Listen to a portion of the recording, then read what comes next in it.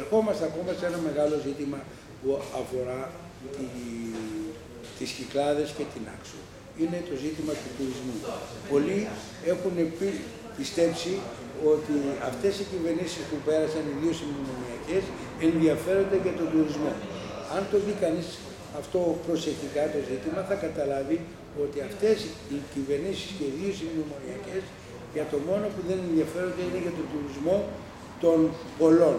Ενδιαφέρονται για τον τουρισμό ορισμένων μεγάλων πολυεθνικών και ελληνικών μονάδων, οι οποίοι κάνουν τον βιομηχανικό τουρισμό κατά τέτοιο τρόπο, ούτως ώστε να συρρυκνώνεται η μικρομεσαία επιχείρηση στον τουρισμό.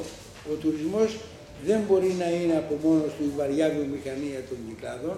Ο τουρισμός πρέπει να αντιμετωπίζεται με 2-3 σοβαρές προϋποθέσεις. Πρώτον, τη διαφύλαξη του πολιτιστικού και του φυσιολατρικού χαρακτήρα των Κυκλάδων.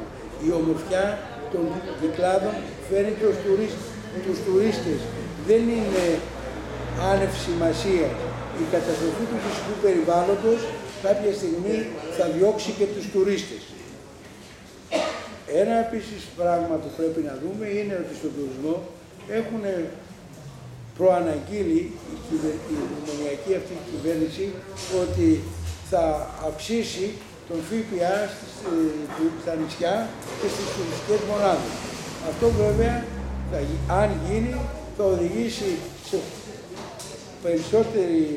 μεγαλύτερα προβλήματα στις τουριστικές περιοχές και θα χτυπήσει κυρίως τις μικρομεσαίες επιχειρήσεις. Γι' αυτό ο ΣΥΡΙΖΑ σε καμία περίπτωση δεν θα αυξήσει τον ΦΠΑ στις Κυκλάδες και στις τουριστικές επιχειρήσεις.